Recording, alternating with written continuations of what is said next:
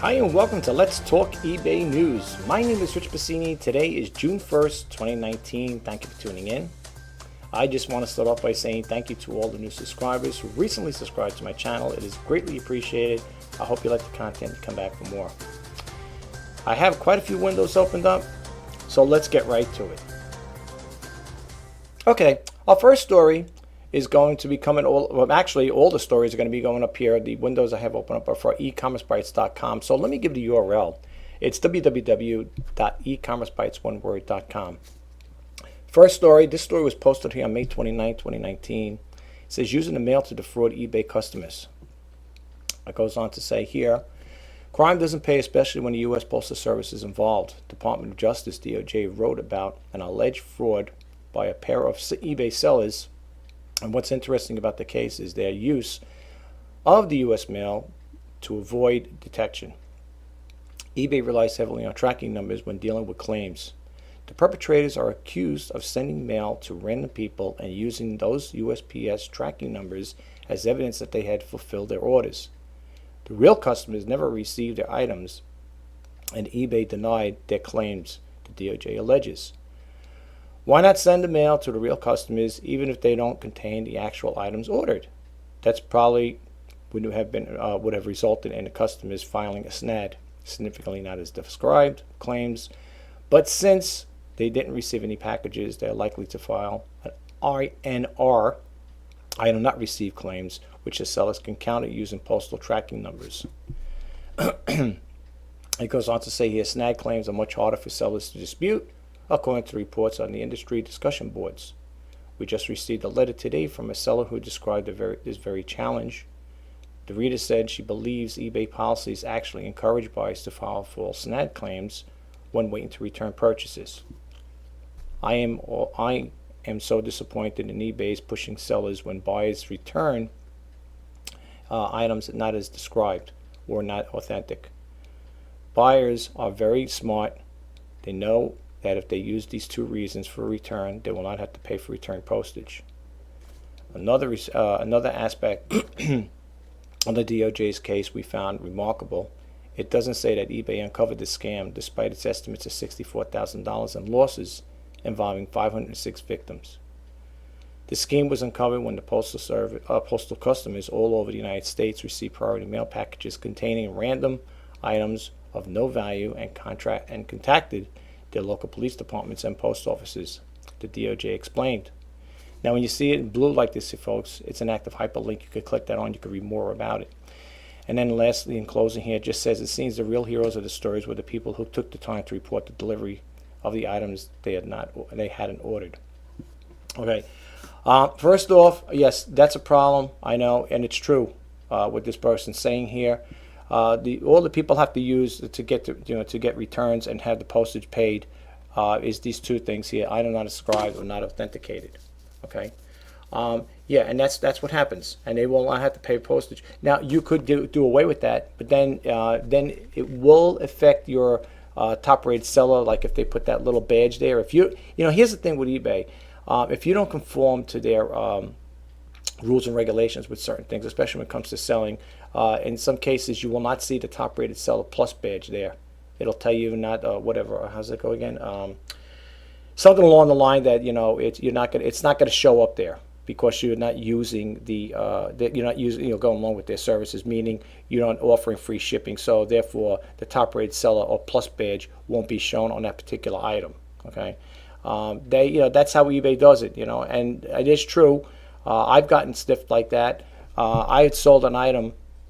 Just to share this really quick with you in regards to this topic here, I had sold a printer, and I had put in there in the title, item, what do you call it there, for parts not working.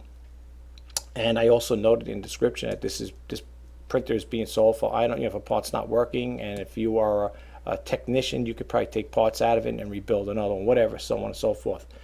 Anyway, the person buys it, places a bid, what do you call it, does a buy it now. I send the item out on a Wednesday. Thursday they get it because the person lived in New York City, so it's probably like a 45-minute drive for me. The person and gets it, so I send it out Wednesday, gets it Thursday, opens a return case Friday, and sends it back. No, and his thing was item not described and defective. So needless to say, he put that in there, came back to me. I had to pay. I called up eBay because I had to pay the return shipping, right, which cost me $15. And I was going to, I noted it with eBay. I told them my concerns and my issues with that there, and they said, well, there's nothing we could do about it. This is what the buyer's saying. But I said, but I told the team, eBay team, I said, if you look at the description and even in the title, it states it there. It says for parts not working. And this person's saying item not as described or it's defective. Of course, that's why I put for parts not working. And the only thing she told me, she goes, well, we can't refund you the $15 for shipping. She goes, if you want, you could appeal it. I said, you know what? Let it be a lesson to me, folks. If you have items that are expensive, and the shipping is going to be very costly to you, if the buyer decides they don't want it, just put on there buyer pays return shipping. I say, yeah, but I'll lose a sale. Listen, would you rather? Let's say the item was more than. In my case, let's say the item was more than $15. And it was, let's say, $25 or $30 to ship it back, and I had to pick up the tab. Would you want to pay that?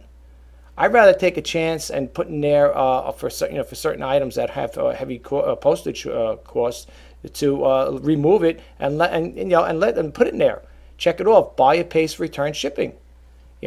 This is why I think buyers are very bold in their decision making when it comes to returning. It's going to say, hey, especially if you're a person that offers free returns, which I do right now, because I'm trying to make sales. But with certain things, if they're expensive, I don't want to offer that service to them, because they send it back, they decide they don't want it, and then what? I'm stuck with the bill. Okay, in regards to the postage thing, at the printer, there was nothing they could do about it. They said if you want to appeal it, you could appeal. I said, I forget it. I'll just write it off as a loss.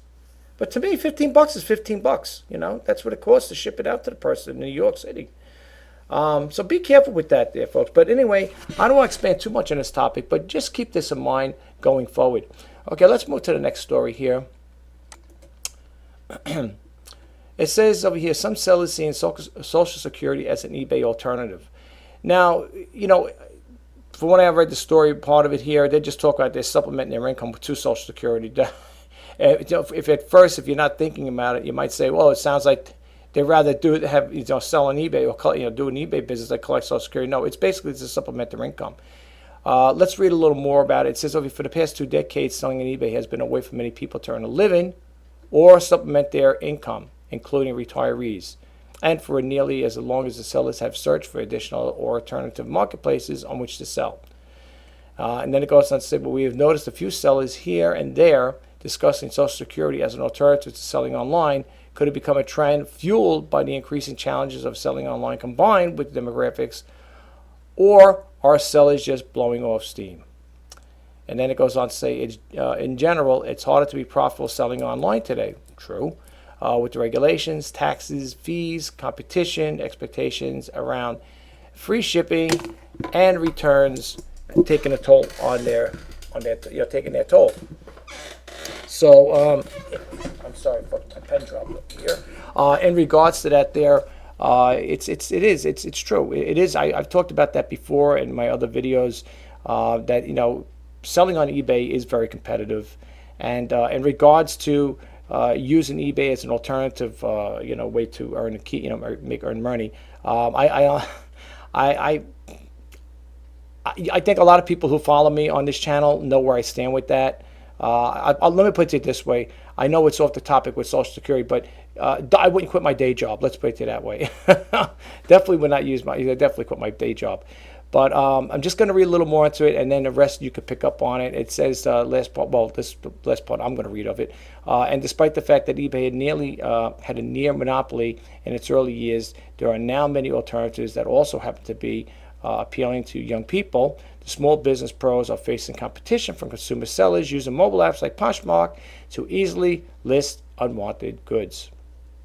Yes, everybody and their aunts and uncles are on all these different platforms, and let me tell you something. I've been trying it, all these different platforms. I'm on Poshmark as well. I do sell pretty much exclusively on eBay. Because like I said, there are certain things I put up on Poshmark with girls stuff, and my daughters gave me some stuff they didn't want, shoes, some boots or whatever. And there are sometimes I'm even cross-selling too.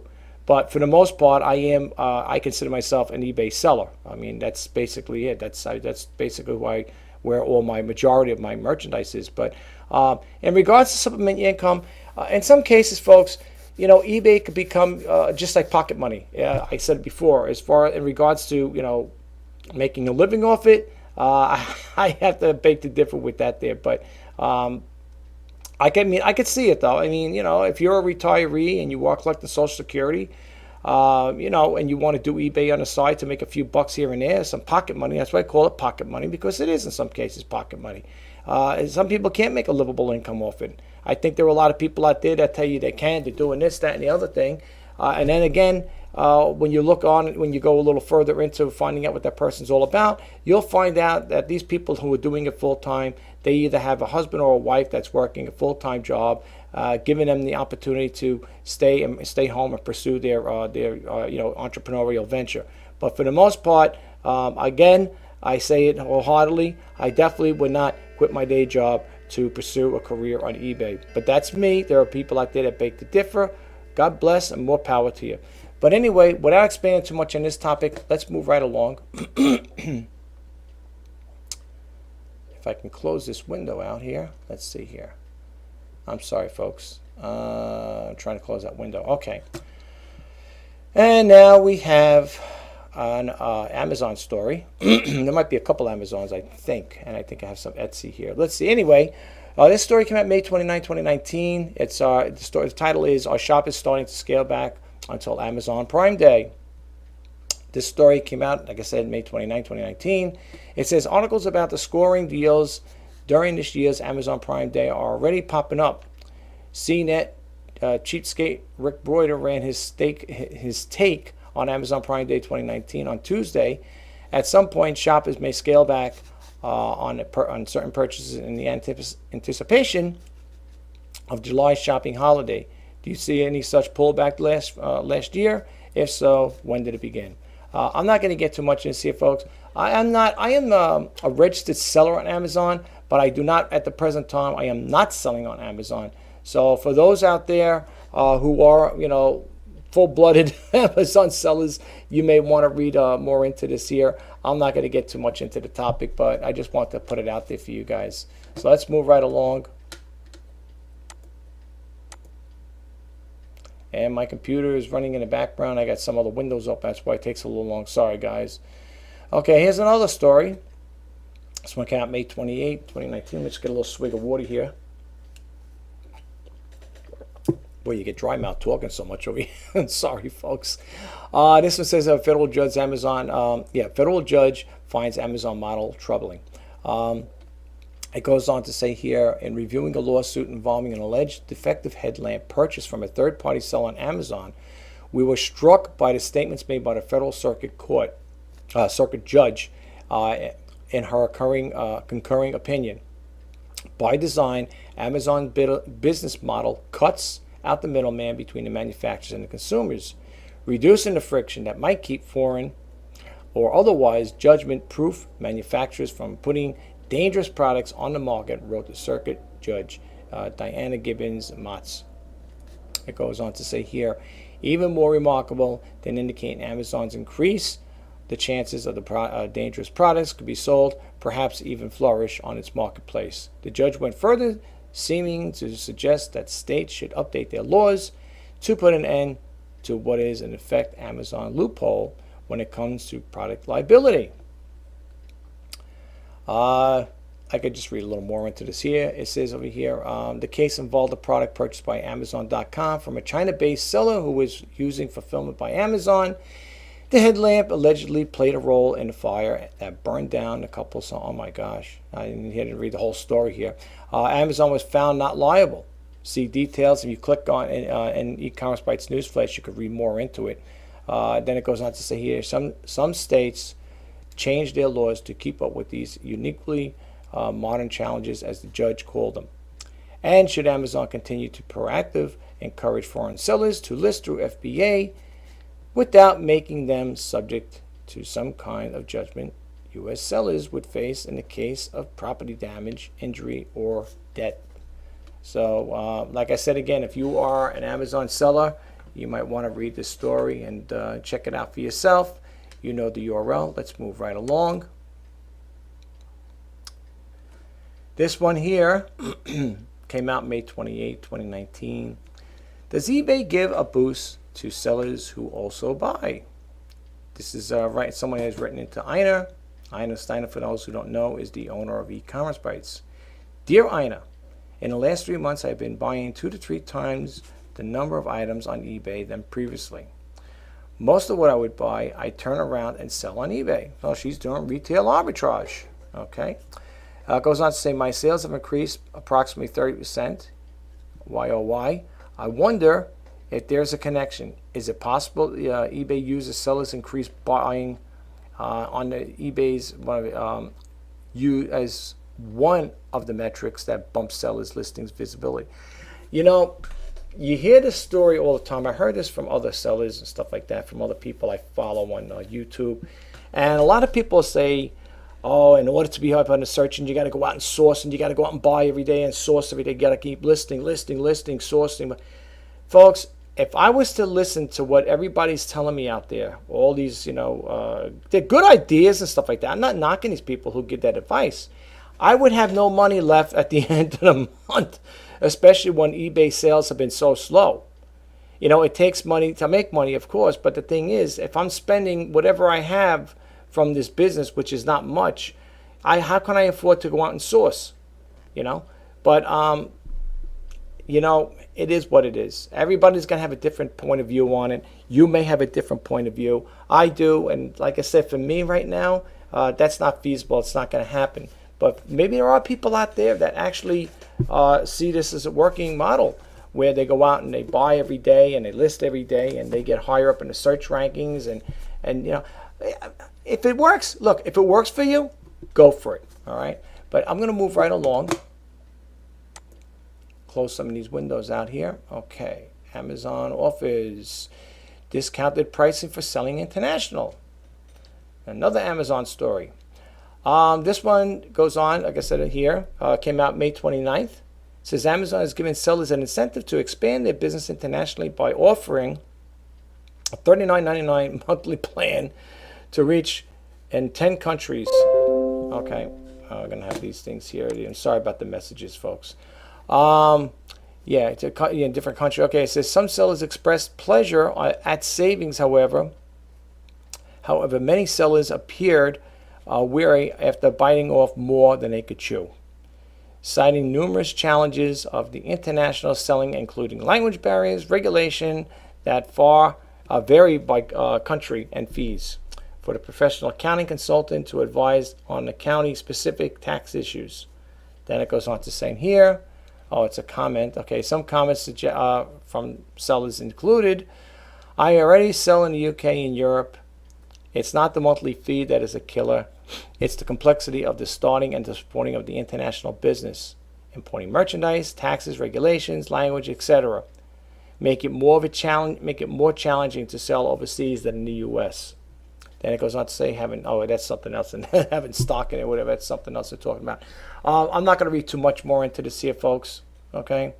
I don't sell international on eBay, and if I was on Amazon, I wouldn't sell international on there either. I'd rather stay in-house. I don't want to deal with all the international hogwash. Some people may like it, and you may feel that's it's working for you, and if you have no problems with it, that's great. That's good. Go for it. Go for the gusto. But anyway, let's move right along. This story here for you Etsy sellers. Now, again, you probably get tired of hearing it. I am also registered on Etsy to sell on there, but again, I tried it one time. I had four T-shirts up there, the vintage ones, and I let them on for a few weeks, and I wasn't getting any tractions, no inquiries, nothing, no best offers, so I ended up taking off. So needless to say, even though I'm a registered seller on Etsy, I don't really use it. Maybe I didn't give it enough time, whatever. But I don't really use Etsy. But if there's people out there that do like it and they use it, hey, if and it's working for you, that's all that counts. This story came out on May 28, 2019. It says Etsy sellers who advertised their listings ran into a problem last week, reporting suspicious activity on their promoted listing ads that had all the earmarks of a click and fraud.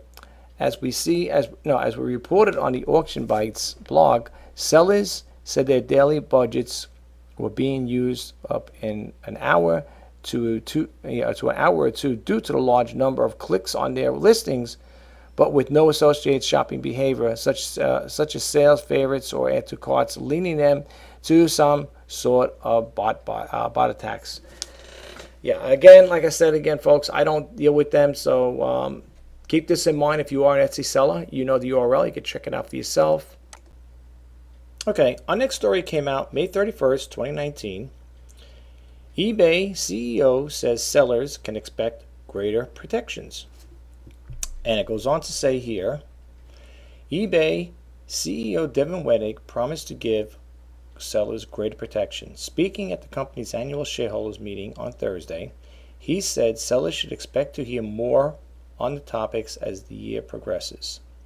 He didn't specify protection from what, but it is clear to anyone who follows the company that sellers clamor for protection from eBay.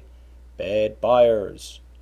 Wenig's predecessor, John Donahoe, had also acknowledged the risk sellers face in dealing with buyers who exploit eBay policies at the expense of sellers, and Thursday's statement from Wenig is admission that work remains 3 years after he took over the top spot. Wenig didn't specify how eBay would provide greater protection from sellers. Here's what he told the shareholders about the changes coming this year. This year, we're very focused on improving data and tools that our sellers have at their disposal. It is really important to us that the sellers have world-class tools, and one of the most powerful aspects of our marketplace is the data that resides in it. So we know what's selling, we know what consumers want, we know what an item becomes in demand, and giving that data to the sellers on the marketplace allows them to make informed choices about the inventory, about pricing that inventory. Sellers can expect to provide more data, more analytics to put the power in their hands. And it goes on to say, lastly, at the same time, sellers want protection in the marketplace. We've taken some steps already to provide enhanced protection to all the sellers that utilize our marketplace, and sellers can expect there'll be more to say as the year progresses, as we try to give them better and better protection when they sell on an eBay platform. Similar to last year, eBay did not webcast the Q&A portion of the shareholder meeting. Well, there you have it, folks. I don't know what's going to come out of this. It's a wait and see thing. So we'll take it from there. We'll see what happens, and let's hope for the best. All right. But anyway, I'm going to close out this video. Well, that concludes this video. If you got a takeaway from it and you felt it was helpful in any way, please don't forget to hit that subscribe button, like, comment, and share. And if you did like it, please give it a thumbs up. Lets me know I'm doing a good job and you appreciate me. My name is Rich Pasini. Signing off for now. Until next time. Bye-bye.